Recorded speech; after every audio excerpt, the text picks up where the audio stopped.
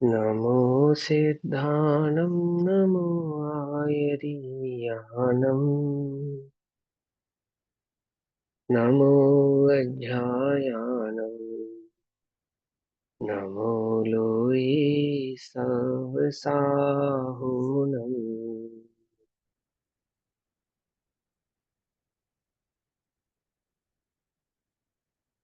मङ्गलं भगवान् वीरू मङ्गलं गौतमो गणी मङ्गलं कुन्दकुन्दार्त्यो जैनधर्मोऽस्तु मङ्गलम्। सर्वमङ्गलमाङ्गल्यं सर्वकल्याणकारकम् प्रधानां सर्वधर्माणां जैनं जयतु सासनम्।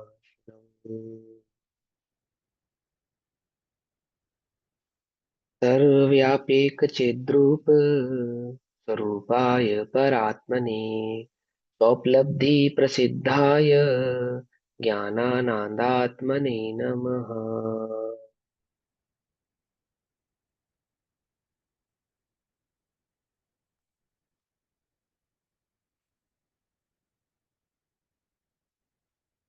हमारी दोपहरकालीन कक्षा का विषय चल रहा है श्री प्रवचन सारजी प्रमागम। श्री प्रवचन सारजी प्रमागम का स्वाध्याय हम सभी आचार्य अमृत चंद्र देव द्वारा रचित तत्व प्रदीपिका तथा आचार्य जयसेन देव द्वारा रचित तात्पर्य वृत्ति टीका के आधार से कर रहे हैं। गाथा नंबर 47 में केवल ज्ञान का अभिनंदन प्रकट करने के पश्चात गाथा नंबर 48 में भाव रखते हैं कि जो सब कुछ जानता है वही एक आत्मा को जानता है, और जो एक आत्मा को जानता है वही समस्त लोकालोक को जानता है। ये भाव यहाँ पर प्रकाशित करते हैं। पहला अधिकार जो ज्ञान तत्व प्रज्ञापन अधिकार है, इसके अंतर्गत शुद्धोपयोग अधिकार के पश्चात ज्ञान अधिकार की जो चर्चा चल रही है, ये पूरा का पूरा अधिकार केवल ज्ञान के स्वभाव पर समर्पित है। और यहाँ आचार्य देव एक प्रकार से पूरा जोर लगाकर आपको ये समझा रहे हैं, केवल ज्ञान अर्थात सर्वज्ञता। सर्वज्ञता अर्थात जो तीनों लोक के समस्त द्रव्य गुण पर्यायों सहित युगपद एक समय में जानने वाला हो। यह भाव तुम्हें भली प्रकार से समझ में आना चाहिए। इसकी सिद्धि के लिए एक ज्ञान तत्व प्रज्ञापन में ज्ञान अधिकार की चर्चा हो रही है। अब केवल ज्ञान का अभिनंदन प्रकट करने के पश्चात फिर से क्या कहते हैं कि वह सबको नहीं जानेगा।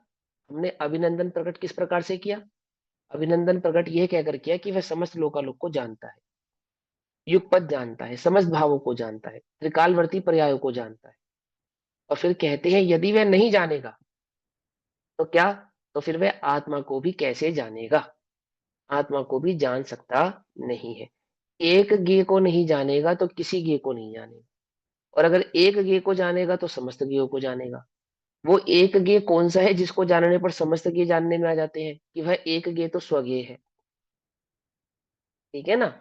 और वह परज्ञेय कौन से हैं? कि वे परज्ञेय समस्त लोका लोक है। तो पहले गाथा नंबर 48 के भाव को कहते हैं जिसका स्पष्ट भाव है मूल मूल, वो हम पिछली कक्षा में बतला चुके हैं, तो समय के अभाव में हम उसको रिपीट ना करके ना आगे बढ़ेंगे। पहले गाथा पाठ पढ़ते हैं। क्या कहते हैं? जो न विजानदि जुगवम अत्थे तिक्कालिगेति हुवणत्थे तादुम तस्य न सक्कम तत्पज्जयम दव्वमेगम वा। जो त्रिकाल त्रैलोक्यवर्ती द्रव्य को युगपत ग्रहे नहीं अर्थात जाने नहीं, ग्रहण नहीं करे, मतलब जाने नहीं। पर्याय युत वह एक द्रव्य भी जान सके वह कभी नहीं। पर्याय से युक्त एक द्रव्य को भी वह कभी जान सकता नहीं है। किसी भी द्रव्य को नहीं जान सकता। एक द्रव्य को नहीं जान सकता कहने का तात्पर्य यहाँ पर है कि किसी को नहीं जान सकता। अगर समस्त लोकालोक को नहीं जान सकता तो कुछ नहीं जान सकता। अपने आत्मा को भी नहीं जान सकता। क्यों? क्योंकि ज्ञेय भाव वाला वह आत्मा समस्त लोकालोक जैसे ज्ञेय है, ऐसा ही एक आत्मा भी ज्ञेय है, अर्थात परमित गुण की कारण। ये सब हम पहले समझा चुके हैं आपको, है ना। यहाँ पे समझाएंगे, ध्यान से समझेंगे। पहले हम अन्वयार्थ पढ़ लेते हैं। जो एक ही साथ त्रिकालिक त्रिभुवनस्थ तीनों काल के और तीनों लोकों के पदार्थों को नहीं जानता, नहीं जानता, उसे पर्याय सहित का एक द्रव्य भी जानना शक्य नहीं है। अर्थात वह पर्याय सहित का एक द्रव्य भी जान पावे, ऐसा उस ज्ञान की सामर्थ्य नहीं है। आचार्य कहना चाहते हैं कि वह ज्ञान नहीं, फिर वह तो जड़ है, कुछ नहीं जानता, फिर वो कुछ नहीं जान सकता। कैसे समझाते हैं? इस विश्व में एक आकाश द्रव्य, एक धर्म द्रव्य, एक अधर्म द्रव्य, असंख्यात काल द्रव्य और अनंत जीव द्रव्य तथा उससे भी अनंत गुणे पुद्गल द्रव्य है।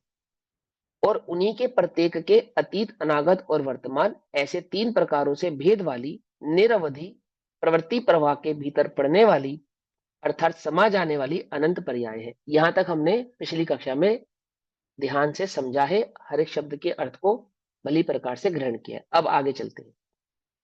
इस प्रकार यह समस्त, अर्थात द्रव्य और पर्यायों का जो समुदाय है, यहां से ध्यान से समझना, ये समस्त समुदाय क्या है? यह समस्त समुदाय ज्ञेय है, और उसी में ही कोई एक जीव द्रव्य ज्ञाता है। क्या कहा? सारा विश्व क्या है? ज्ञेय है, और कोई एक क्या है जो उस ज्ञेय को जानने वाला है, यानी कि ज्ञाता है। क्या संबंध है ज्ञेयों का? ज्ञेय और ज्ञान का संबंध समझा रहे हैं। एक ज्ञाता है, बाकी सब ज्ञेय है। कोई एक जीव द्रव्य, क्या कहते हैं? उसी में ही एक कोई भी जीव द्रव्य ज्ञाता है। एक कोई भी जीव द्रव्य ज्ञाता है कहने का क्या तात्पर्य? कि दो भाव है। पहला, छह द्रव्यों में एक जीव द्रव्य है जो ज्ञाता है। दूसरा, इस समस्त संसार में जो इस भाव को जानने वाला है वह ज्ञाता है।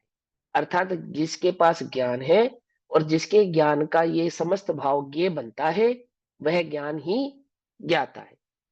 ज्ञान ही आत्मा है, आत्मा ही ज्ञान है, पिछली गाथाओं में समझाया था ना। तो यहाँ पे ज्ञाता का मतलब है आत्मा, जो संपूर्ण आत्मा है। ज्ञान स्वभावी भगवान आत्मा है या आत्मा है, तो उसको कहते हैं ज्ञाता है। ज्ञेय का क्या तो यहाँ परिभाषा पे है? आपने बोला था कि मैं गायक, मेरी बात हो रही है यहाँ पर, लेकिन यहाँ पे हम केवली भगवान की अपेक्षा से बात नहीं करनी चाहिए, क्योंकि हम केवल ज्ञान का स्वरूप समझ रहे हैं और वास्तव में तो केवल ज्ञान में ही छह द्रव्य और उसके अनंत देखो, पर्याय जानने में आ रही है। ये देखो मेरी बात तो सुनो। हमने अपने वो ऊपर क्यों प्रश्न ठीक लगाया? है दीदी, आप पिछली कक्षा सुनो फिर से ध्यान से। उसमें मैंने समझा दिया कि केवल ज्ञानियों की अपेक्षा से ही बात चल रही है। हम आपको समझाने के लिए एक बात समझा रहे हैं, तीनों बात समझाई उसमें, फिर रिपीट कर देता हूँ। पिछली कक्षा आप सुनना, उसमें ये डिटेल में समझाया। सबसे पहले क्या पॉइंट समझाया था उसके अंदर? ये केवल ज्ञान की अपेक्षा से चर्चा चल रही है, तो यहाँ वो एक सर्वज्ञ भगवान की अपेक्षा से कथन कर रही है, तो वह पहला पॉइंट। दूसरा पॉइंट, इसका एक अर्थ यह है कि छह द्रव्यों में एक आत्मा जानने वाला है और बाकी सभी द्रव्य ज्ञेय स्वरूप है। ठीक है ना? लेकिन एक तीसरा पॉइंट भी है इसके अंदर। क्या है वो पॉइंट? देखो समझो ध्यान से। एक द्रव्य जानने वाला है, कहने का तात्पर्य यह है कि सभी आत्म द्रव्य तो चले गए ज्ञेय के खाते में, ज्ञान के खाते में, और सभी अनात्म द्रव्य चले गए ज्ञेय के खाते में। तो ऐसा तो नहीं है ना, क्योंकि जो आत्म द्रव्य है, अन्य आत्म द्रव्य है, वो ज्ञान के साथ साथ ज्ञेय के खाते में भी तो है। उनका अकाउंट सिर्फ ज्ञान का अकाउंट थोड़ी है, उनके पास ज्ञेय का अकाउंट भी है। पकड़ में आती बात? नहीं पकड़ में आती? जैसे मैं, अब हम इसको डिटेल में समझा रहे हैं अपने ऊपर लागू करके। जैसे मैं, वो कोई एक कौन है जो जानेगा? कि वो कोई एक मैं हूं, जानने वाला हूं। आप जानते हो, आपके जानने से मुझे क्या लाभ? आप जानते हो, आपके जानने से मुझे क्या लाभ? मुझे तो कोई लाभ नहीं है। मेरे लिए आप ज्ञान हो या ज्ञेय हो? ये है अगर मैं ज्ञान ये। की बात करूं, तो मैं इस जगत में जब ज्ञान खोजने जाऊंगा, तो वो मुझे कहाँ प्राप्त होगा? बोलो। मुझ में, मेरा स्वभाव है ना ज्ञान, कि मुझे केवलियों का ज्ञान प्राप्त मेरा ज्ञान कहलाएगा, तुम्हारा ज्ञान मेरा ज्ञान कहलाएगा, सिद्धों का ज्ञान मेरा ज्ञान कहलाएगा। बोलो, मेरा ज्ञान कौन कहलाएगा? कि मेरा ज्ञान तो मेरा ही ज्ञान कहलाएगा ना। और बाकी सबका ज्ञान मेरे लिए क्या कहलाएगा? ज्ञेय कहलाएगा या ज्ञान कहलाएगा? ये कहलाएगा। ज्ञेय कहलाएगा, मात्र ज्ञेय कहलाएगा, ज्ञान कहलाएगा ही नहीं। और एक मेरा ही ज्ञान ऐसा है जो मेरे लिए ज्ञान भी है और ज्ञेय भी है। पकड़ में आई बात? नहीं पकड़ में आई? स्वज्ञेय किसको कहूंगा मैं? स्वज्ञेय किसको कहूंगा? निज निज चैतन्य भगवान आत्मा को ही कहूंगा ना। पर आत्मा को तो मैं स्वज्ञेय नहीं कह सकता ना, उन्हें तो मात्र ज्ञेय कहूंगा, मैं ज्ञाता नहीं कहूंगा। समझे? नियम सार जी की भाषा में कहे तो वे सब अजीव तत्व कहलाएंगे। समझे? जीव तत्व भी नहीं कहलाएंगे, एक जीव तत्व मैं कहलाऊंगा। अजीब तत्व बाकी कहलाएंगे, ठीक है। हाँ, अजीव तत्व कहलाएंगे। अब जब अजीब हो गए तो ज्ञान की सिद्धि कैसे करेंगे उसके अंदर? तो समझो, ध्यान से समझो बात को। अब यहाँ पर केवल ज्ञान की अपेक्षा से कथन है तो केवल ज्ञानी तो है ही, लेकिन वस्तु स्वरूप समझा रहे हैं वो आपको पूरा का पूरा कि कोई एक। अब इन्होंने ये क्यों नहीं कहा कि केवली जीव द्रव्य है, उन्होंने कह दिया कोई एक। अब वो कोई एक कौन है, ये तो सिद्धि तुम्हें करनी पड़ेगी ना, तो अर्थ तो तुम्हें समझना पड़ेगा ना। वो कोई एक कौन है कि 6 द्रव्यों में जो जीव द्रव्य है वो ज्ञाता है, एक बात। जो सर्वज्ञ है वे ज्ञाता है, दो बात। अब उनका ज्ञान मेरे ज्ञान के लिए क्या है, ज्ञान है या ज्ञेय है? तुम्हारा ज्ञान मेरे ज्ञान के लिए ज्ञान है या ज्ञेय है? कि ज्ञेय है। तो यहाँ कोई एक वो मैं हूं जो जानने वाला हूं। मुझे अपने ज्ञान स्वभाव को यहाँ पर समझना है, ये अध्यात्म की बात। वस्तु ठीक है स्वरूप से भैया। अध्यात्म को समझाने के लिए है ना, इस प्रकार की शैलियों को अपनाते हैं। अब यहाँ समझते हैं। अब ये समझाएंगे कि ज्ञान और ज्ञेय संबंध समझेंगे। सबसे पहले एक बात समझो ध्यान से, जो समुदाय ज्ञेय है, ज्ञेय किसको कहते हैं? कि जो ज्ञान का में जानने में आए उसको ज्ञेय कहते हैं। परिभाषा है, तीन चीजें होती हैं, ज्ञान, ज्ञेय और ज्ञाता। तीन चीजें होती है, ठीक है ना। ज्ञाता किसको कहते हैं? संपूर्ण आत्मद्रव्य को ज्ञाता कहते हैं। उस संपूर्ण आत्मद्रव्य की ज्ञान गुण की पर्याय को ज्ञान कहते हैं। दो बातें हो गई। और जो ज्ञान में लक्षित अर्थात ज्ञान में जानने में आए उसे ज्ञेय कहते हैं। पकड़ में आती है ना, पकड़ में आती है। ज्ञेय किसको कहते हैं? जो ज्ञान के जानने में आए उसे ज्ञेय कहते हैं। तो जब जब सारा समस्त इस प्रकार यह समस्त द्रव्य और पर्यायों का जो समुदाय है ये तो हो गया ज्ञेय। और वो ज्ञेय जिसके ज्ञान में झलके, जिसमें झलके, वो हो गया कोई एक ज्ञान। क्या कहा? ये समस्त विश्व तो क्या हो गया? ज्ञेय। और ये समस्त विश्व जिसके जानने में आ रहा है, तो कहाँ जानने में आ रहा है? कहाँ जानने में आ रहा है? कि ज्ञान में जानने में आ रहा है। तो जहां वो जानने में आ रहा है वो कोई एक हो गया ज्ञान, ऐसा। पकड़ में आई बात? ये समस्त विश्व जहां जानने में आ रहा है वो क्या है? कि वो ज्ञान है, जहां वो सारा विश्व जानने में आ रहा है, ये समझा रहे हैं। ठीक। तो ऐसा ज्ञान ये संबंध है, पहले तो आप ये समझो। अब यहाँ पे इन्होंने डिटेल क्यों नहीं करी? क्योंकि हम ये पहले डिटेल में सारी बातें समझा चुके हैं। ज्ञान जो ज्ञेय को जाने, ये जो ज्ञान में झलकते हैं। अब ज्ञान में जब ज्ञेय झलकते हैं तो कैसे झलकते हैं? कि ज्ञेयाकार होकर झलकते हैं। ज्ञान में जब ज्ञेय झलकते हैं तो कैसे झलकते हैं? ज्ञेयाकार होकर झलकते हैं। ज्ञान ज्ञेय को ग्रहण करता है या नहीं ग्रहण करता है? कि ज्ञान ज्ञेय को जानता तो है परंतु ज्ञेय को ग्रहण नहीं करता। और ये ज्ञान के जानने में आते तो हैं परंतु ज्ञान में जाते नहीं है। ये बातें सारी समझ में आती है ना आपको? ये सारा क्लियर कर दिया ना। अब यहाँ ये समझा रहे हैं कि जो सबको नहीं जानेगा वो आत्मा को कैसे जानेगा, ये समझाना है हमको। आचार्य देव को क्या समझाना है? जो सब कुछ नहीं जानेगा वो आत्मा को कैसे जानेगा। क्या तर्क देंगे वो? यहाँ पर वो ये कहेंगे कि सुनो भाई, जो गे है ना, गे ये परमित्व गुण वाला होता है। जो गे होता है ये परमित्व गुण वाला होता है। अगर परमित्व गुण वाली वस्तु को ज्ञान नहीं जाने तो फिर ज्ञान कुछ भी नहीं जान सकता, स्वयं को भी नहीं जान सकता। क्योंकि स्वयं को जानता है ना जब ज्ञान, यह आत्मा जब स्वयं को जानता है तो किसके कारण जानता है मालूम? बोले परमित्व गुण के कारण जानता है। आती वह समझ में? नहीं समझ में आती? इस आत्मा में ज्ञान तो है ही परंतु यह आत्मा स्वयं के लिए ज्ञेय भी है। इस आधार से, बोले परमित्व के आधार से। अगर एक ज्ञेय भी ये नहीं जानेगा तो निज आत्मा को भी नहीं जानेगा। आप कहो कि सिर्फ आत्मा आत्मा जानता है बाकी लोग को नहीं जानता है, तो वो हम कहेंगे कि फिर ये आत्मा को भी कैसे जानेगा? जान ही नहीं सकता। क्योंकि जो विधि, समझना ध्यान से, उल्टा नहीं पकड़ना, जानने की जो विधि, संवेदन की नहीं, संवेदन की नहीं, जानने की जो विधि लोक की है, जानने की वही विधि इस आत्मा की है। इस आत्मा को जो जाना जाता है वह उसी विधि से जाना जाता है जिस विधि से सारा लोक ज्ञान का ज्ञेय बनता है। और अगर विधि में त्रुटि हो गई, जानने में त्रुटि हो गई, तो पूरी की पूरी श्रृंखला क्या हो जाएगी? बिखर जाएगी। फिर ज्ञान जानने का कार्य नहीं करेगा। किसका ज्ञान जानने में कार्य नहीं करेगा? बोले कोई भी ज्ञान और किसी का भी ज्ञान जानने रूप प्रवृत्ति नहीं करेगा। अब उदाहरण देकर समझाते हैं। क्या देते हैं उदाहरण? अब यहां जैसे एक उदाहरण दिया, जैसे समस्त दाह को दहकाती हुई, दाह माने ईंधन। ईंधन कैसा होता है? कि जो अग्नि में कन्वर्ट होने की योग्यता रखता है। हम यहाँ पर उदाहरण के तौर पर एक पत्ता लेकर चलते हैं, सूखा पत्ता, ताकि आपको जल्दी से समझ में आ जाए। जब आप डिटेल में आगे जाएंगे तब वहां पे सारे उदाहरण समझाएंगे आपको। देखो, जैसे मान के चलो एक लकड़ी का टुकड़ा जलाया, तो लकड़ी का टुकड़ा जलाया तो अग्नि लकड़ी के टुकड़े के आकार वाली हो जाती है या नहीं हो जाती? हो जाती है, सिंपल सी बात है। सूखा पत्ता जलाया तो सूखे पत्ते का आकार अग्नि लेती है या नहीं लेती है? लेती है। और वो जो सूखा पत्ता है वो अग्नि रूप कन्वर्ट होता है या नहीं होता है? होता है ना। दो बातें होती है ना, अब ध्यान से समझना कि अग्नि पत्ते का आकार तो लेती है लेकिन पत्ता नहीं बनती, है ना। पत्ता थोड़ी बन जाती है। अग्नि पत्ते का, सूखे पत्ते का आकार लेती है लेकिन पत्ता नहीं बनती, रहती अग्नि ही है, रहती अग्नि ही है। और पत्ता के साथ क्या होता है कि पत्ता अग्नि रूप हो जाता है। पत्ता क्या होता है? वो अग्नि रूप हो जाता है। ऐसा होता है या नहीं होता है ना। ऐसे ही उन्होंने क्या कहा, एक ज्ञान है और एक ज्ञेय है। तो जब ज्ञान ज्ञेय को जानता है तो एक ज्ञेयाकार बनता है या नहीं बनता है? बनता है ना। तो जो ज्ञान है वो तो है अग्नि, जो ज्ञान है वो तो है अग्नि। और जो ज्ञेयाकार है, जो ज्ञेयाकार ज्ञेयाकार, तो ज्ञान ज्ञेयाकार रूप कन्वर्ट होता है या नहीं होता है? क्या कहा? ज्ञान कन- नहीं ज्ञेयाकार होता रूप कन्वर्ट होता है या नहीं होता है? नहीं होता होता। है। अरे यार, वही तो नहीं समझ रहे आप, ये अग्नि तभी तो उदाहरण समझ में नहीं आ अग्नि रहा। तो अग्नि नहीं ना। अग्नि आपने बोला ज्ञान अग्नि है। ज्ञान अग्नि है तो अग्नि ने पत्ते का आकार लिया या नहीं लिया?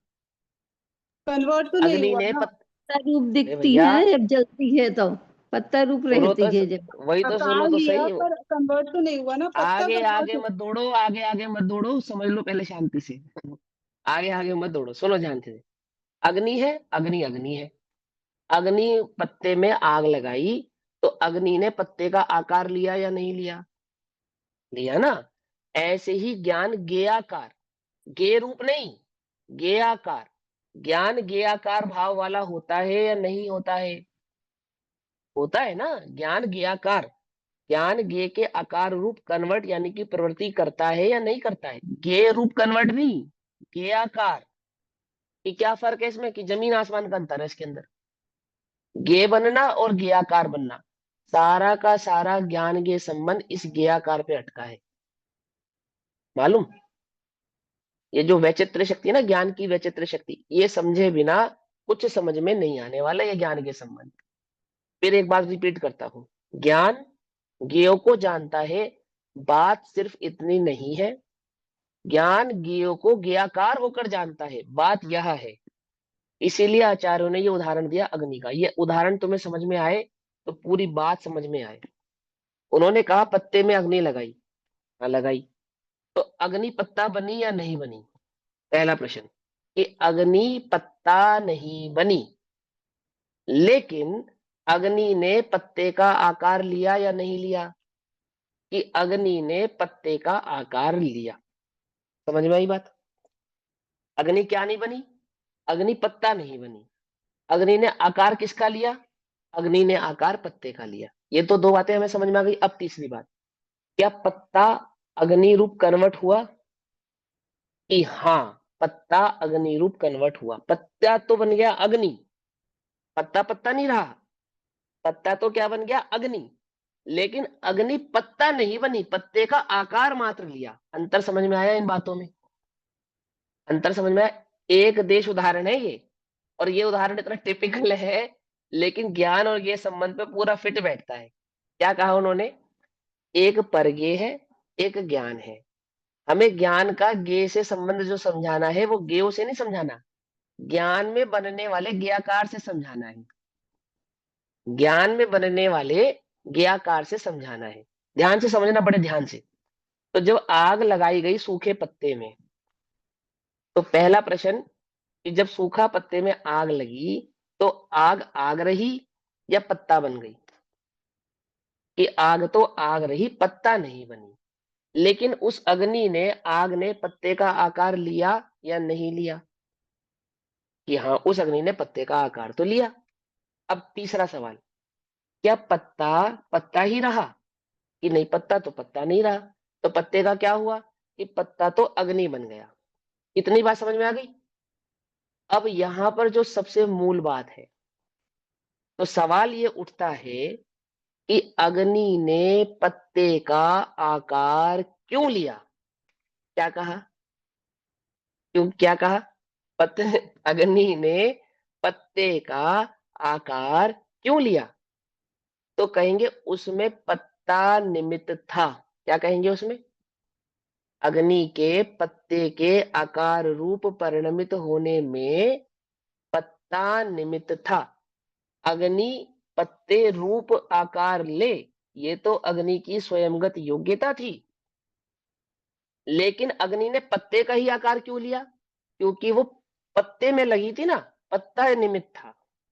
लकड़ी में लगती तो लकड़ी निमित्त होती, अन्य किसी उपकरण में लगती तो अन्य वह उपकरण निमित्त होता।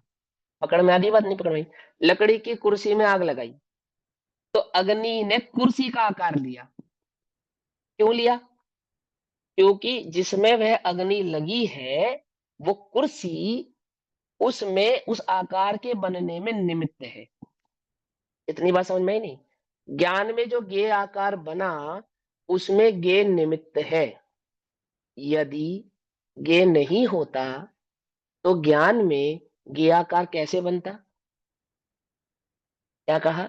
यदि इस जगत में ज्ञेय नहीं होता और इस ज्ञेय को ज्ञान इन ज्ञेयों को जानता नहीं, तो फिर ज्ञान में ज्ञेयाकार कैसे बनता?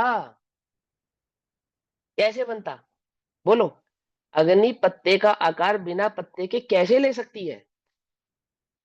पकड़ में आ रही है बात? नहीं पकड़ में आ रही है? ये बात पक्की है कि ज्ञान ज्ञान ही है, ज्ञान में बना जो ज्ञेयाकार है वो भी ज्ञान ही है। पत्ते के आकार रूप परिणमित हुई अग्नि अग्नि ही है, अग्नि तो अग्नि है ही। और वह जब विलीन होगा, वो जो ज्ञेयाकार होगा वो उस अग्नि से, जैसे वो पत्ते का आकार रूप अग्नि अग्नि भाव को छोड़कर कहीं जाने वाली नहीं है, ऐसे ही वो ज्ञेयाकार जो ज्ञान में ज्ञेयाकार बना है वो ज्ञेयाकार कहीं जाने वाला नहीं है, ज्ञान में ही रहने वाला है। क्योंकि वो ज्ञान ही है वास्तव में, तो कुछ और है ही नहीं। लेकिन सवाल ये उठता है कि जब ये ज्ञान है और इस ज्ञान की स्वयंगत योग्यता से ज्ञेयाकार बना, तो प्रश्न ये उठता है कि ऐसा ही ज्ञेयाकार क्यों बना? ये लोक ऐसा ज्ञेयाकार क्यों बना? ये 6 द्रव्यों का ज्ञेयाकार क्यों बना? ये 7 द्रव्यों का ज्ञेयाकार क्यों नहीं बना? ये अनंत गुणों का ज्ञेयाकार क्यों बना? प्रत्येक गुण की आमुक आमुक पर्याय का ही ज्ञेयाकार क्यों बना? अन्य क्यों नहीं बना? इस द्रव्य का ऐसा ही परिणमन होगा, ऐसा ही ज्ञेयाकार क्यों बना? अन्य क्यों नहीं बना?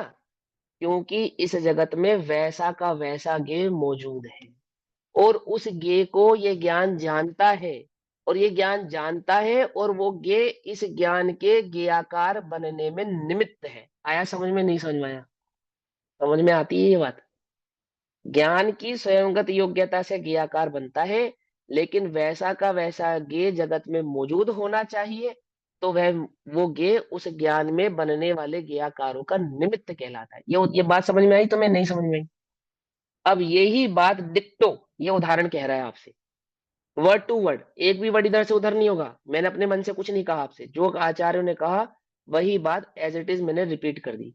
समझाना वो ये चाहते हैं आचार्य आपको कि आप अगर ऐसा मानते हो कि ज्ञान ज्ञेयों को नहीं जानता और अपनी ही योग्यता से, अपने ही आधार से लोक को जान लेता है, और लोक रूपी ज्ञेय को तुम स्वीकारते नहीं हो, तो हम तुमसे ये कह रहे हैं फिर इस आत्मा को भी जानने की आवश्यकता नहीं है, जैसे अन्य ज्ञेयों को नहीं जाना।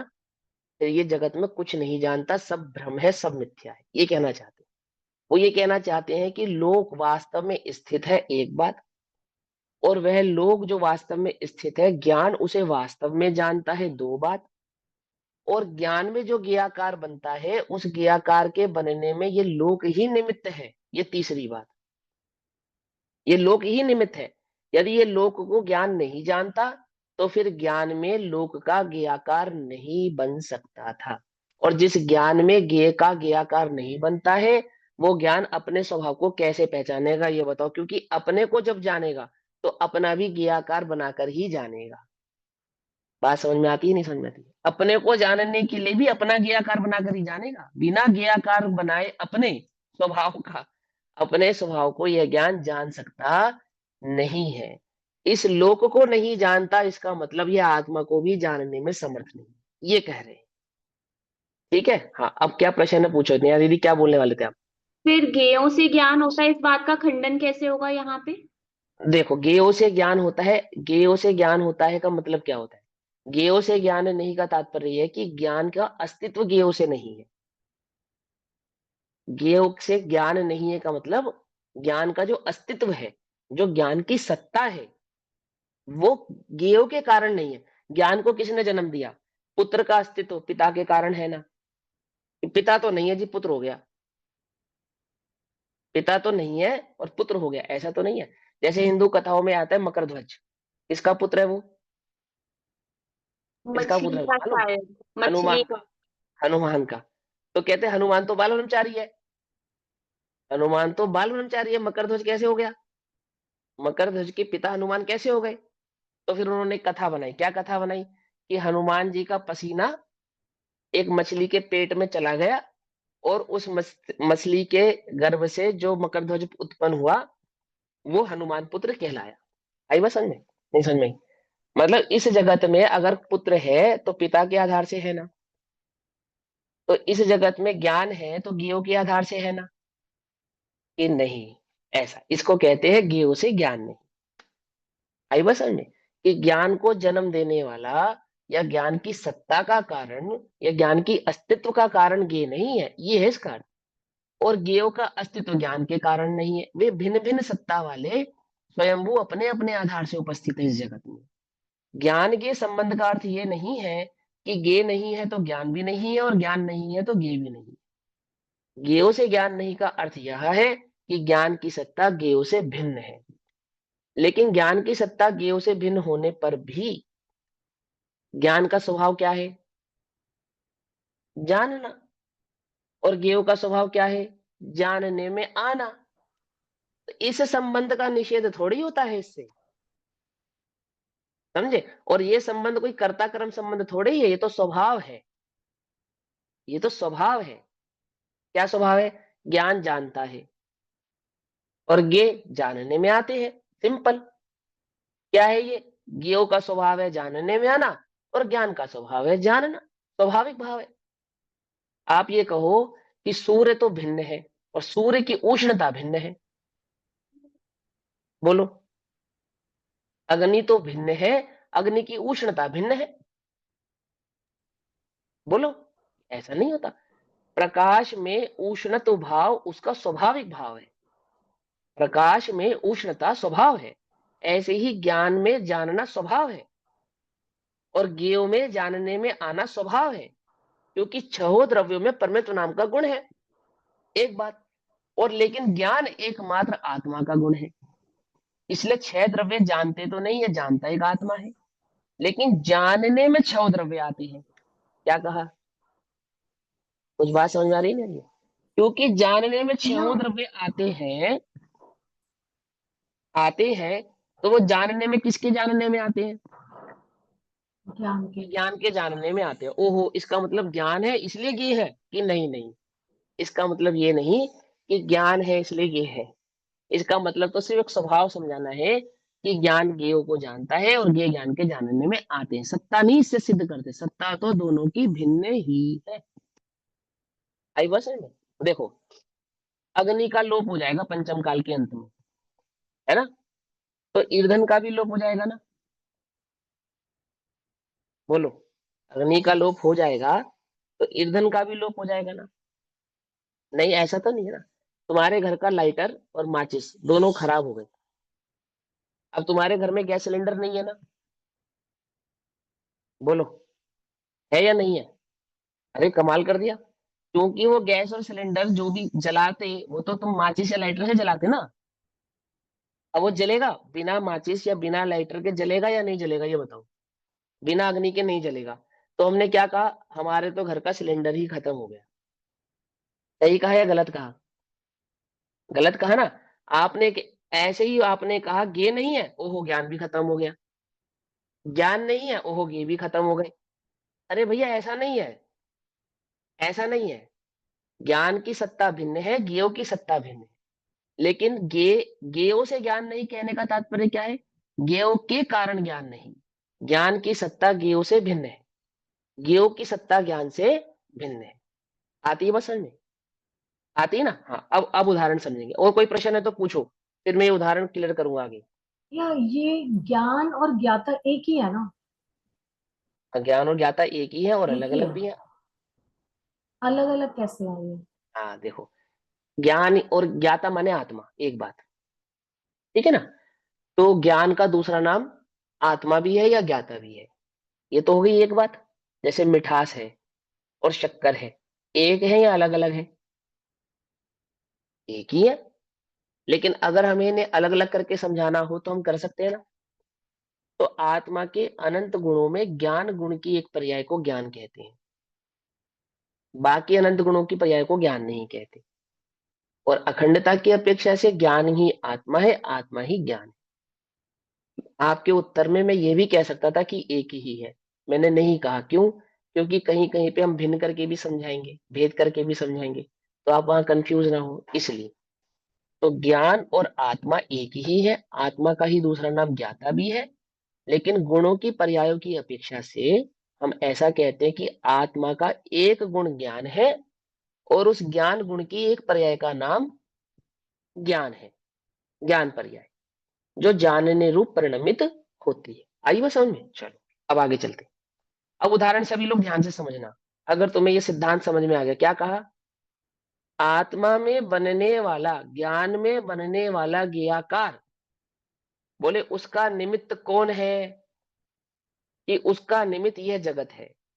इससे यह सिद्ध हुआ कि यह आत्मा इस जगत को जानता है, यह सिद्ध हुआ। यदि जगत को नहीं जानता तो ज्ञेयाकार भी नहीं बन सकता। अब जब ज्ञेयाकार रूप ज्ञान परिणमित ही नहीं होगा तो फिर वह ज्ञान ही नहीं है, वह किसी को नहीं जान सकता, ऐसा सिद्ध होता है। ये कहेंगे, देखो कैसे है। अब यहां जैसे, थोड़ा पेशेंसली समझना। समस्त दाह को पूर्ण दाह को, ईंधन को जलाती हुई, जब ईंधन को अग्नि जलाई थी, जली तो कैसे जलाएगी? कि वो पूरा का पूरा जो ईंधन है, पूरा का पूरा जो ईंधन है, वो पूरी की पूरी अग्नि रूप कन्वर्ट हो जाएगा। तो उसको उन्होंने कहा समस्त दाह। समस्त दाह को दहकाती हुई, दहकाती हुई माने जलाती हुई अग्नि, समस्त अग्नि भी पूर्ण रूप से दाह हेतुक। दाह क्या है? दाह क्या है? ईंधन। ईंधन के नाम पे हम यहाँ पे एक लेते हैं सूखा पत्ता। तो दाह हेतुक यानी कि ईंधन के हेतुक, सूखे पत्ते के हेतुक क्या हो गई? समस्त दाह जिसका निमित्त है ऐसा। कौन निमित्त है? वो सूखा पत्ता जिसका निमित्त है, वो पूरा का पूरा सूखा पत्ता जिसका निमित्त है ऐसा।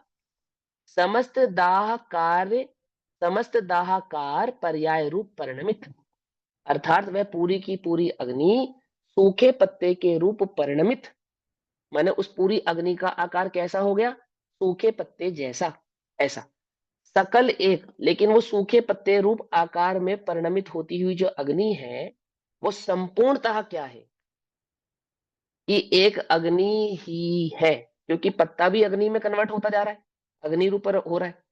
और अग्नि ने आकार तो पत्ते का लिया है, लेकिन है मात्र अग्नि, है मात्र अग्नि। आकार तो पत्ते का ले लिया, लेकिन है क्या वो? पत्ता है या अग्नि है? अग्नि है। और पत्ता क्या हो गया इस समय? कि अग्नि के रूप, अग्नि में जलता हुआ वह पत्ता अग्नि हो गया। दो बातें समझ में आ गई ना? तो उन्होंने क्या कहा? सकल एक दहन जिसका आकार स्वरूप है, ऐसे अपने रूप में अर्थात अग्नि में ही परिणमित होती है। यानी पत्नी अग्नि पत्ते का आकार लेती हुई भी एकमात्र अग्नि रूप से ही परिणमित रहती है। ये बात इन्होंने कही। फिर क्या कहा? वैसे ही, बिल्कुल ऐसा का ऐसे ही, समस्त ज्ञेय को जानता हुआ ज्ञाता, इस समस्त लोक को जानता हुआ यह आत्मा, वह केवल ज्ञानी। समस्त लोक को जान रहे हैं या नहीं जान रहे? यहाँ जान रहे हैं। वह जानते हुए वे केवल ज्ञानी समस्त ज्ञेय हेतुक अर्थात समस्त ज्ञेय जिसका हेतु है। ये पूरा लोकालोक जिसका हेतु है। कौन सा हेतु है? निमित्त हेतुक। हेतुक माने कारण, हेतु माने कारण। ये समस्त लोक जिसका कारण है। किसका कारण है? कि समस्त ज्ञेयाकार पर्याय रूप। क्या कहा? समस्त ज्ञेयाकार पर्याय रूप अर्थात समस्त लोक की जो ज्ञेयाकार पर्याय बनी है, कहाँ बनी है? ज्ञेयाकार कहाँ बनता है? ज्ञेयाकार कहाँ बनता है? ज्ञान ज्ञान में। में बनता है ना, ज्ञान में बनता है ना। अब ये समस्त लोक का ज्ञेयाकार किसके ज्ञान में बन रहा है? मेरे ज्ञान। कि जो इस समस्त लोक को जान रहे हैं उनके ज्ञान में बन रहा है। सीधी सी बात है ना। समस्त लोक का ज्ञेयाकार किसके ज्ञान में बनेगा? इस समस्त लोक का ज्ञेयाकार जो समस्त लोकों को जानेगा उसके ज्ञान में बनेगा, अर्थात केवली के ज्ञान में बन रहा है। उस समस्त लोक के ज्ञेयाकार बनने का जो हेतु कारण है वो कौन है? मैं गे। हूँ। समस्त गे। अरे समस्त गे मैं हूं। किसने कहा ये मैं हूं? बताओ मैंने मुझे। कहा भैया जी, मेरा गलत हो गया। हाँ हाँ आगे आगे मत चलो, ध्यान से समझो, बड़े ध्यान से समझो, है ना। देखो, आप लोग समय निकाल कर बैठे हो और इतने उपयोग से सुन रहे हो, तो मैं चाहता हूं कि बिल्कुल सही बात लेकर जाओ, है ना। यहाँ पे अभी मेरी और तुम्हारी और पराई की कोई बात नहीं चल रही, स्वभाव की बात चल रही है। सिर्फ और सिर्फ एक स्वभाव की बात। एक ज्ञान है और एक ज्ञेय है। ज्ञान ज्ञेय को कैसे जानता है ये समझा रहे हैं आचार्य देव आपको। पहले आप ये समझ लो, मैं ज्ञान हूं या नहीं हूं इसकी सिद्धि हम बाद में करेंगे। मैं जान रहा हूं या नहीं जान रहा हूं इसको हम बाद में समझेंगे। अभी तो बस इतना समझो कि समस्त लोक को कौन जानता है? कि समस्त लोक को केवल ज्ञानी जानते हैं। ये तो बिल्कुल सिंपल सी बात है ना। तो उन केवल ज्ञानियों के ज्ञान में समस्त लोक का ज्ञेयाकार बन रहा है या नहीं बन रहा है? यहाँ बन रहा है। तो उस समस्त लोक के ज्ञेयाकार के बनने का कारण कौन है? कि वो समस्त लोक है। वो समस्त लोक है तो क्या लिखा उन्होंने? समस्त ज्ञेय हेतुक अर्थात समस्त ज्ञेय जिसका कारण है, ऐसा समस्त ज्ञेयाकार पर्याय रूप परिणमित। अब उस ज्ञान में क्या हुआ कि समस्त लोक का ज्ञेयाकार बन गया। अब वह ज्ञान ज्ञेयाकार के साथ उस समस्त लोकाकार का जो ज्ञेयाकार बना है ना, समस्त लोक उस ज्ञान में झलका है। अब वो पूरा का पूरा ज्ञान क्या है? ज्ञेयाकार सहित का वह ज्ञान क्या है? ये बोले ज्ञेयाकार का सहित का वह ज्ञान तो ज्ञान ही है और तो कुछ नहीं है। अग्नि के आकार रूप जलती हुई वह अग्नि, अग्नि के सिवा और कुछ नहीं है। अग्नि के पत्ते के आकार रूप जलती हुई वह अग्नि, अग्नि के सिवा तो और कुछ नहीं है। ऐसे ही लोक जिसका कारण था, ऐसे लोक के कारण आत्मा के ज्ञान में जो समस्त ज्ञेयाकार रूप लोक बना है, वह आत्मा उस ज्ञेयाकार रूप से परिणमित होता हुआ भी वास्तव में तो एक ज्ञान ही है, इससे अधिक तो और कुछ नहीं है। ऐसा तो नहीं है कि वो लोक बन गया हो या प्रभाव बन गया हो, ऐसा तो नहीं है। लेकिन ज्ञेयाकार बना या नहीं बना? बना। किसके कारण बना? कौन है उसका हेतु? कारण कौन है उसका? समस्त ज्ञेय उसका हेतु यानी कि कारण है। ठीक है ना। तो समस्त ज्ञेय पर्याय रूप परिणमित सकल एक ज्ञान जिसका आकार अर्थात स्वरूप है, जो वास्तव में संपूर्णता एक ज्ञान ही है। ज्ञेयाकार से परिणमित होता हुआ भी, समस्त लोकालोक को जानता हुआ भी वो एक ज्ञान ही है और कुछ नहीं है। ऐसा नहीं है कि ज्ञेय का अंश उसमें आ गया है। ज्ञेय का आकार बन जाने पर भी, ज्ञेयाकार बन जाने पर भी वह है तो एकमात्र ज्ञान ही, इससे अधिक तो कुछ नहीं है। ऐसे निज रूप से, ऐसे निज रूप से, निज रूप क्या है? निज रूप क्या है? ज्ञान।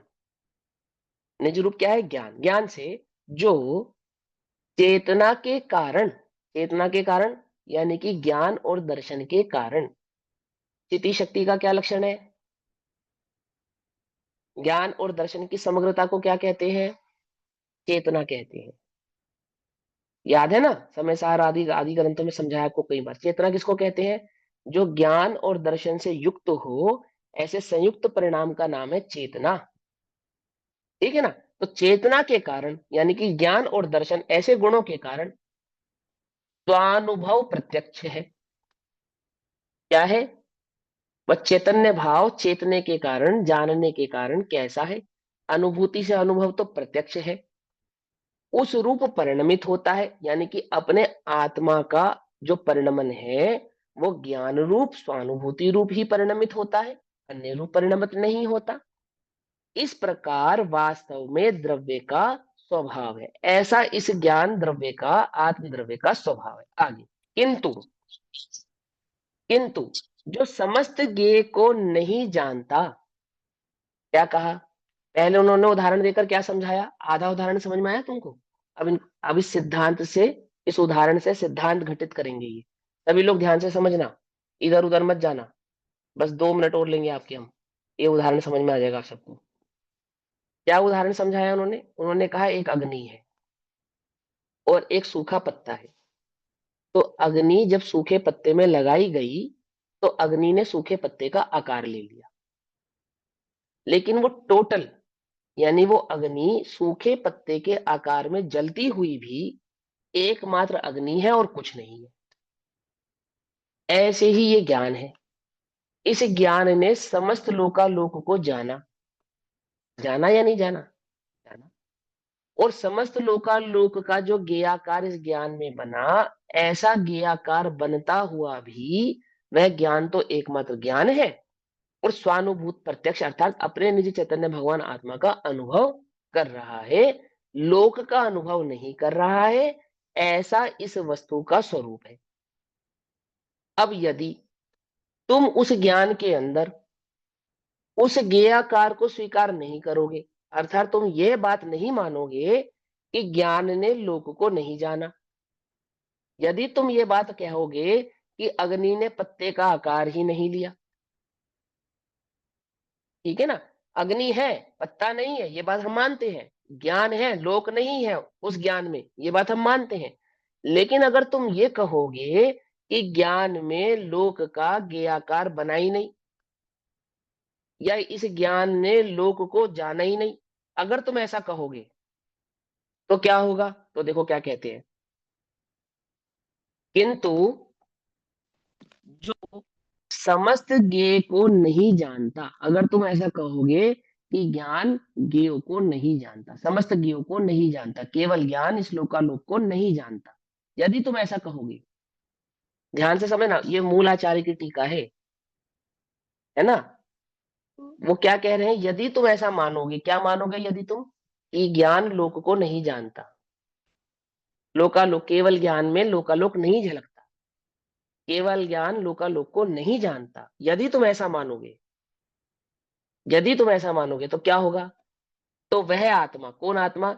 जिस आत्मा के ज्ञान में वो लोकालोक झलक रहा है, वह आत्मा। जैसे हमने तुमको क्या उदाहरण दिया था? अग्नि का और पत्ते का उदाहरण दिया था ना। तो उसी उदाहरण को तुम्हें याद कराएंगे कि जैसे समस्त दाह यानी कि उस पत्ते को ना दहकाती हुई, नहीं जलाती हुई अग्नि समस्त दाह हेतु उस पत्ते के कारण समस्त दाह कार्य रूप परिणमित सकल एक दहन जिसका आकार है, ऐसे अपने रूप में परिणमित नहीं होती। अर्थात यदि अग्नि ईंधन में नहीं लगी तो अग्नि दाह रूप कन्वर्ट ही नहीं हो सकती। अग्नि को जलने के लिए ईंधन चाहिए, बिना ईंधन के अग्नि जलेगी नहीं। क्या कहा? आग जलाओ लेकिन कुछ और जलना नहीं चाहिए, अग्नि के सिवा कुछ और नहीं जलना चाहिए, ऐसी अग्नि लगाओ। तो बोलो, लगा सकते हो? बोलो, बताओ, कल्पना कर कर देखो, थोड़ी सी कोशिश कर कर देखो। चाहे बारूद जलाना पड़े, और कुछ जलाना पड़ेगा ना, चाहे लकड़ी जलानी पड़े, कुछ जलाना पड़ेगा ना, पेट्रोल जलाना पड़े, जलाना पड़ेगा ना, थिनर जलाना पड़े, जलाना पड़ेगा ना। हम कह रहे ईंधन गायब कर दो, आप ईंधन को तो गायब कर दो और अग्नि जलाओ, क्या ऐसा हो सकता है? हो सकता है क्या, बोलो। हो सकता है। ये उदाहरण दिया आचार्य ने, बड़े ध्यान से समझना। नेहा दीदी आप भी ध्यान से समझना, गेहूं से ज्ञान नहीं। भैया आचार्य जब दो आचार्य क्या कह रहे पत्थरों को आपस में रगड़ के वो चिंगारी हैं? उत्पन्न करते हैं, उसमें हाँ, क्या होता है? पत्थर ही होते हैं वो, पत्थर ही टकराते, पत्थर पत्थरों का प्रकाश है, वो पत्थर ही जले हैं, समझे। ईंधन है वो पत्थर वहां उस समय, ईंधन रूप है, ऐसा नहीं है वो, है ना। बहुत बढ़िया। दो पत्थर आपस में टकराए तो ईंधन नहीं था ना, ईंधन नहीं था ना, वो पत्थर ही ईंधन रूप कन्वर्ट होते हैं। और बताऊं क्या कन्वर्ट होता है वहां पर, बताऊं। हवा में पार्टिकल होता है ऑक्सीजन का, हवा में ना ऑक्सीजन का जो पार्टिकल होता है, और वो पत्थर चकमक पत्थर के टकराने से, पत्थर से केमिकल रिएक्शन होता है जो ऑक्सीजन में मिलकर अग्नि के रूप में कन्वर्ट होता है। पूरा विज्ञान पढ़ाना पड़ेगा कैसे बनता है वहां ईंधन, ईंधन होता है वहां, इतना समझ लो बस। बिना ईंधन के चमक नहीं आती। अगर चकमक पत्थर ना हो, कोई अन्य साधारण पत्थर हो, तो अग्नि प्रज्वलित नहीं हो सकती। हर पत्थर के टकराने से अग्नि नहीं निकलती, एक चकमक नाम का पत्थर होता है, उसके टकराने से अग्नि निकलती है। किसी भी पत्थर को टकराने से अग्नि नहीं निकलेगी। वो एक क्वालिटी होती है उस पत्थर के अंदर, केमिकल रिएक्शन होता है उस पत्थर के अंदर, कि जब वो दो पत्थर आपस में टकराते हैं, तो दो पत्थरों के टकराने से हवा में वो जो जो केमिकल रिएक्शन है वो रिएक्ट करता है, और जो ऑक्सीजन पार्टिकल है वो अग्नि के रूप में कन्वर्ट हो जाता है। ये तो विज्ञान है, ठीक है ना। पुद्गल की क्रियावती शक्ति है साधारणता, तो ऐसा कहे।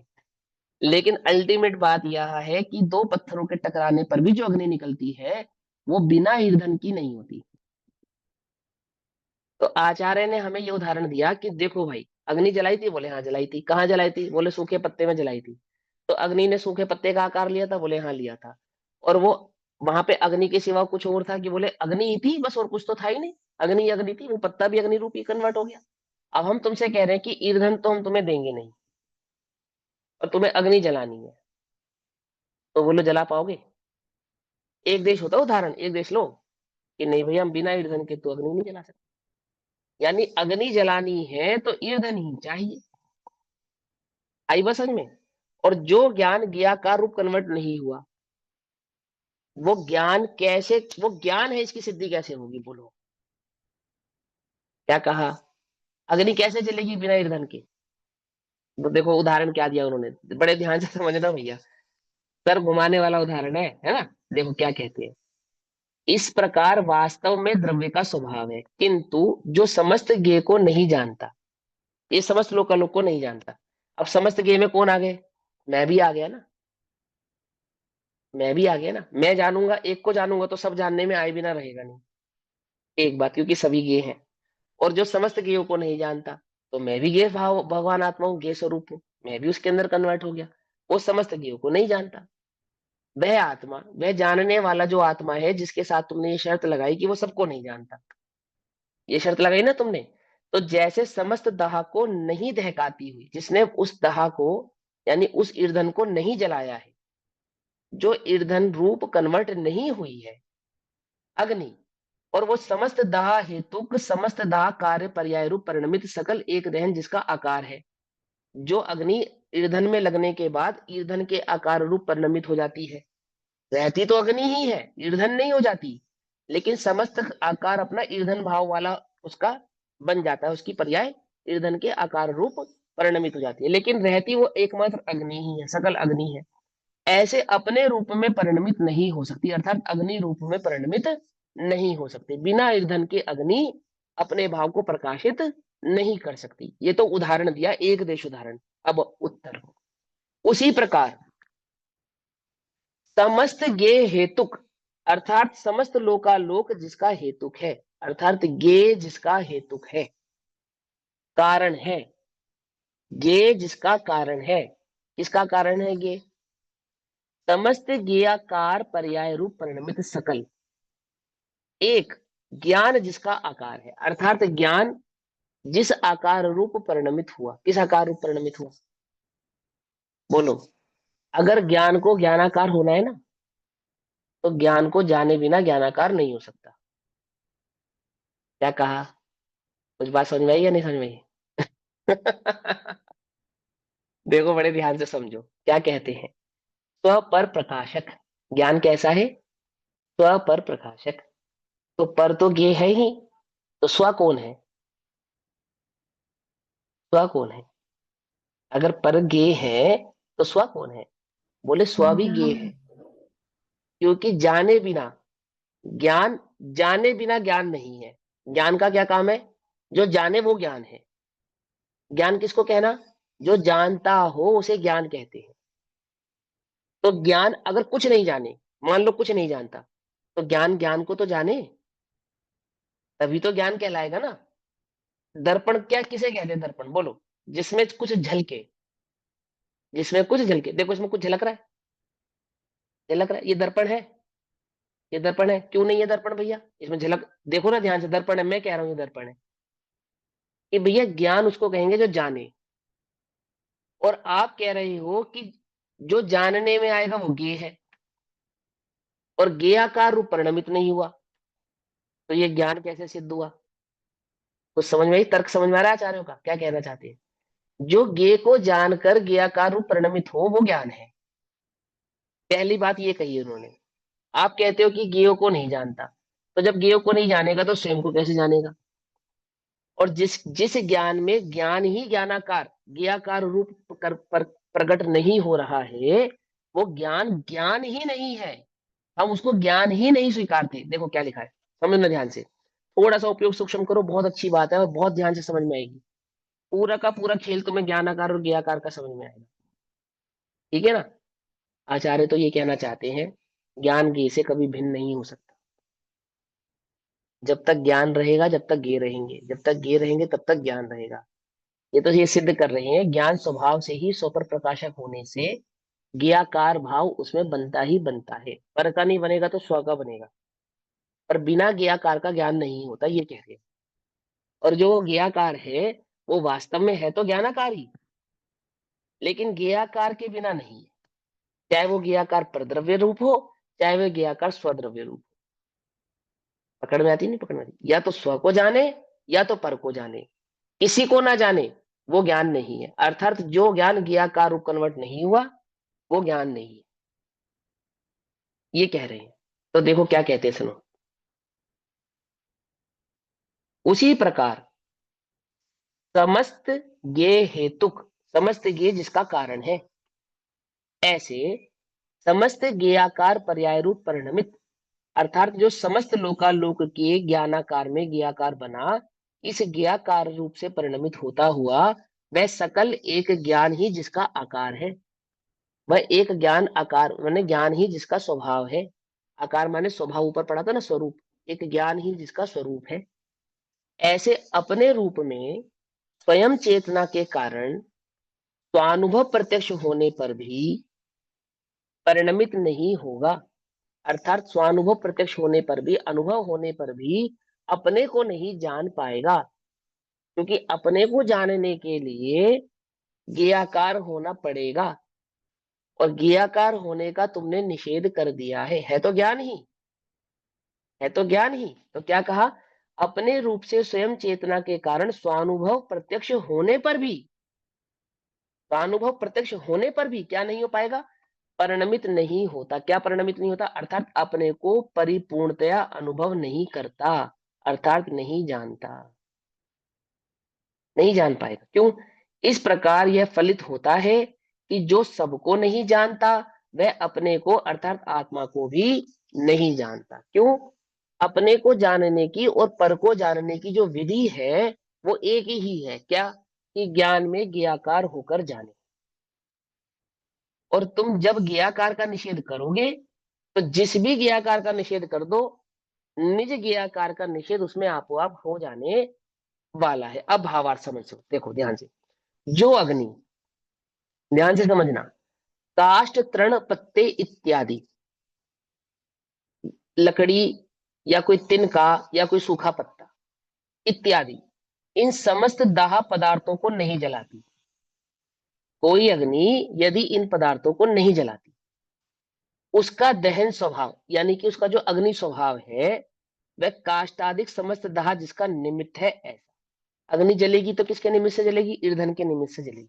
और ईंधन को अग्नि जलाने देगी, तो अग्नि का क्या होगा?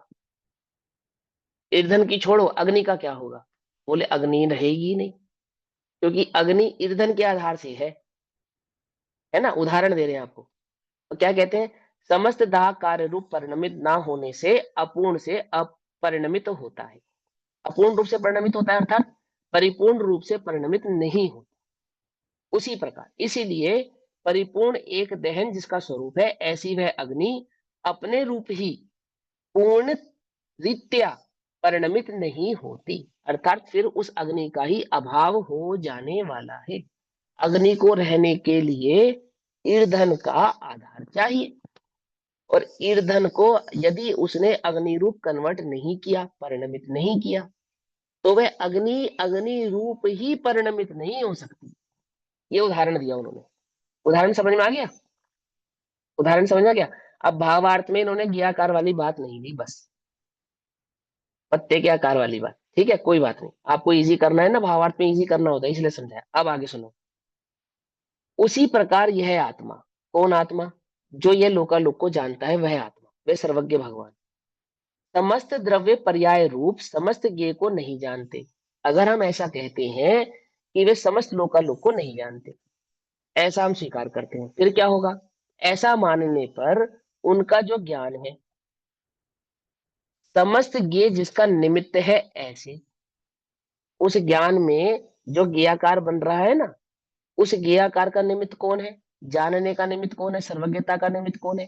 कि वो समस्त लोकालोक, ऐसा वो लोकालोक है ना। समस्त ज्ञेय कार्य रूप समस्त ज्ञेयाकार पर्याय रूप परिणमित ना होने से, अर्थात वह ज्ञान ज्ञेयाकार रूप परिणमित नहीं होने पर क्या होगा?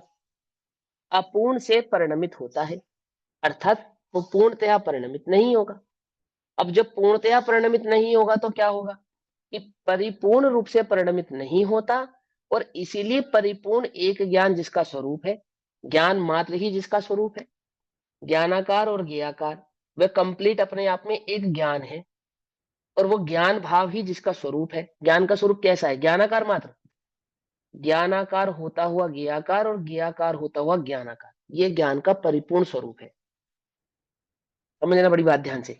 और आपने उसमें से जब ज्ञेयाकार को हटा दिया, तो ज्ञान का क्या हुआ? ज्ञान का क्या हुआ? ऐसा वह आत्मा अपने रूप से ही, अपने आप से ही, अपने स्वभाव से ही, अपने रूप से अर्थात अपने स्वभाव से ही पूर्ण रीत्या परिणमित नहीं होता, अर्थात निज को ही पूर्णतया अनुभव नहीं करता, अर्थात नहीं जानता। पूर्णतया जानने के लिए, पूर्णतया अनुभव करने के लिए, अपने आत्मा को जानने के लिए इस ज्ञान में अपने आत्मा का ज्ञेयाकार बनेगा, और वो ज्ञेयाकार नहीं हुआ तो क्या उसने पूर्णतया अपने आत्मा का अनुभव करा? बोले नहीं करा, नहीं कर पाएगा। फिर क्या होगा? इसका इस प्रकार यह सिद्ध हुआ कि जो सबको नहीं जानता, वह एक को यानी अपने को भी पूर्ण रीत्या नहीं जानता, पूर्ण भाव से अपने को भी जान नहीं पाएगा, अर्थात अपने आत्मा के असंख्यात प्रदेश, अपने आत्मा के अनंत गुण, ये कौन जानेगा? तो अनुभव प्रत्यक्ष होने मात्र से असंख्यात प्रदेश और अनंत गुण जाने नहीं जाते। असंख्यात प्रदेश और अनंत गुण ज्ञान में ज्ञेयाकार भाव होकर जाने जाते हैं, और जब ज्ञान में ज्ञेयाकार बनेगा ही नहीं, तो अपने आत्मा का भी नहीं बनेगा, और जो सबको नहीं जानेगा वो अपने को भी नहीं जानेगा। और एक बात सुनो, उस आत्मा का अनुभव भी फिर कैसे प्रकट करेगा, जब आत्मा का स्वरूप ही नहीं पता होगा कि उसका स्वरूप क्या है। बात समझ में आई या नहीं समझ में आई? क्या कहा? इतने टिपिकल उदाहरण से आचार्य देव आपको क्या समझाना चाहते हैं कि केवली समस्त लोकालोक को जानते हैं। अगर तुमने ये स्वीकार नहीं किया, तो फिर इस जगत में कोई आत्मा को जानता है और उसका अनुभव करता है, ये बात भी मिथ्या है, झूठी है। आप किसी भी रीति से यह सिद्ध नहीं कर पाएंगे कि आत्मा असंख्यात प्रदेशी है और अनंत गुणात्मक एक द्रव्य है। इस जगत में अनंत द्रव्य है, अनंत जीव द्रव्य है।